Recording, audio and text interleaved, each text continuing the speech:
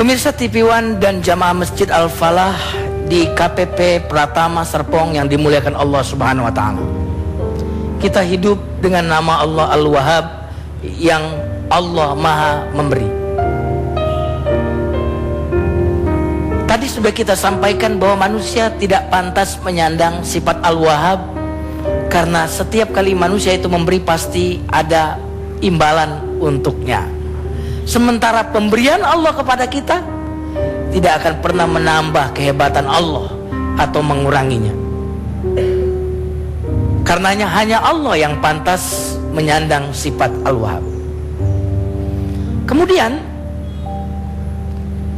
Allah Al-Wahhab, nama ini berkait dengan pemberian yang akan membuat kita dekat kepada Allah. Karena tidak semua pemberian itu mendekatkan kita kepada Allah, betul tidak? Jika pemberian yang kita terima dari Allah itu adalah pemberian yang mendekatkan kita kepada Allah, maka pemberian itu dari nama Allah Al-Wahhab. Kalau kita lihat ayat-ayat Al-Quran yang menggunakan kata Al-Wahhab, pasti untuk hal-hal yang positif. Coba kita dengarkan firman Allah berikut ini. Bismillahirrahmanirrahim. Am 'indahum khazainu rahmati rabbikal azizil wahhab.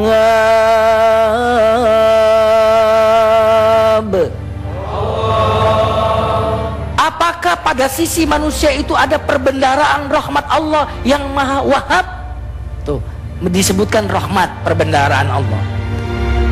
Bukankah juga Allah punya perbendaharaan azab? Jawabannya yes. Tetapi karena ini ada nama Allah Al-Wahhab, sehingga yang disebutkan adalah perbendaharaan rahmat. Makanya kalau orang-orang yang tidak beriman kepada Allah, hartanya banyak kadang-kadang, betul tidak? Jabatannya tinggi, tetapi jabatan yang tinggi, harta juga yang banyak ini ketika tidak mendekatkan diri mereka kepada Allah, ini berarti bukan dari Allah Al-Wahhab, tetapi dari nama Allah Ar-Razzaq. Kira-kira jabatan yang sedang kita dapatkan di kantor kita sekarang ini mendekatkan kita kepada Allah tidak? 50-50. Karena ketika apa yang dianugerahkan Allah kepada kita tidak mendekatkan kita kepada Allah, itu berarti nama Allah Al-Wahhab belum dicurahkan ke dalam diri kita. Karena pemberian yang mendekatkan kita kepada Allah, itulah pemberian dari Allah Al-Wahhab.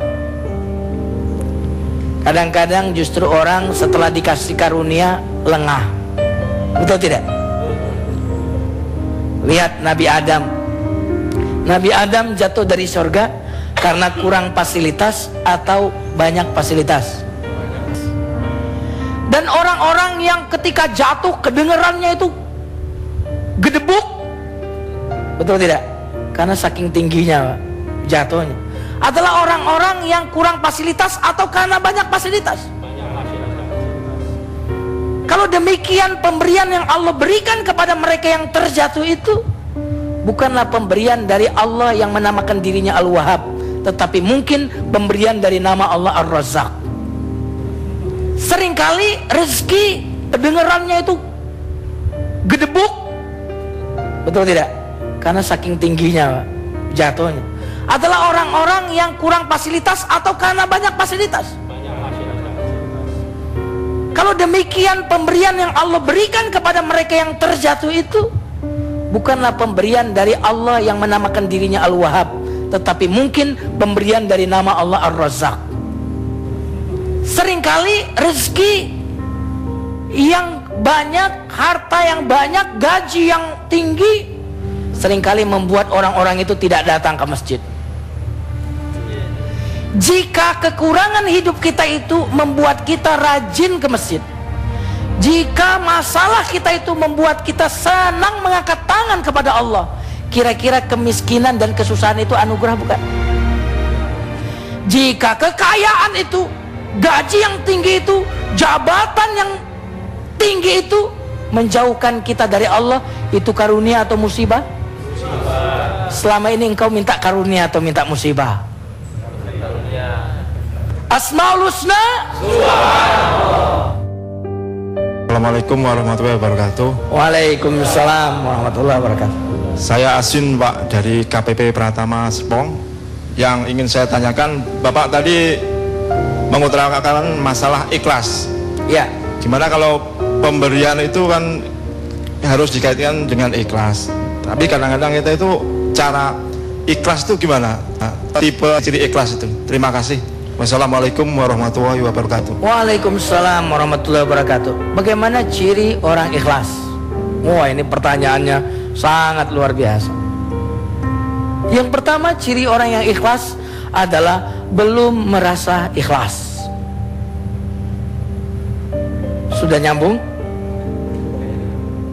Orang yang ikhlas adalah orang yang merasa belum ikhlas. Itu ciri yang pertama. Nyambung atau jaka sembung? Yang kedua, orang yang ikhlas adalah orang yang plong. Plong. Karena yang namanya ikhlas itu inna salati wa nusuki wa mahyaya wa mamati lillah. Jadi dia mengeluarkan plong, melepas, itu ikhlas. Kalau sabar menerima, kalau ridho menerima. Ada yang datang kita terima. Sabar juga ada yang menimpa kita terima.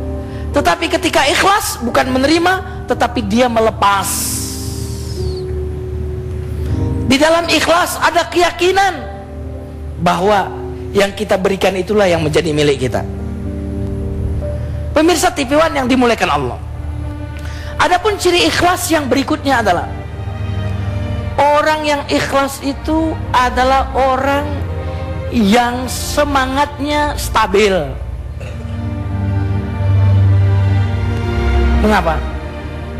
Karena orang yang ikhlas adalah orang yang hanya butuh disaksikan Allah, tidak pernah menganggap penting disaksikan oleh manusia. Cukuplah Allah yang menyaksikan. Orang yang hidup matinya hanya untuk Allah, bukan untuk uang. Karena itu orang yang ikhlas tahan godaan. Maka godaan itu penting bagi kita, karena disitulah kualitas keikhlasan kita sedang diuji. Kalau orang nggak ada godaan, belum ketahuan dia ikhlas atau tidak. Tetapi bagi orang yang ikhlas, terlihat ketika Nabi ditawarkan wanita yang tercantik, ketika Nabi ditawarkan harta yang melimpah untuk menjadi orang yang terkaya, ketika Nabi ditawarkan untuk menjadi orang nomor 1 di Mekah saat itu, agar Nabi meninggalkan kebenaran, tapi karena dia ikhlas untuk Allah, kata Nabi, seandainya mereka meletakkan matahari di tangan kananku, bulan di tangan kiriku, agar aku meninggalkan kebenaran ini, tidak mungkin aku akan tinggalkan sampai aku mati karenanya, atau Allah memenangkan kebenaran ini. Inilah ciri orang-orang yang ikhlas. Dan bocoran iblis buat kita, iblis itu hanya menyerah untuk tidak menggoda orang-orang yang ikhlas.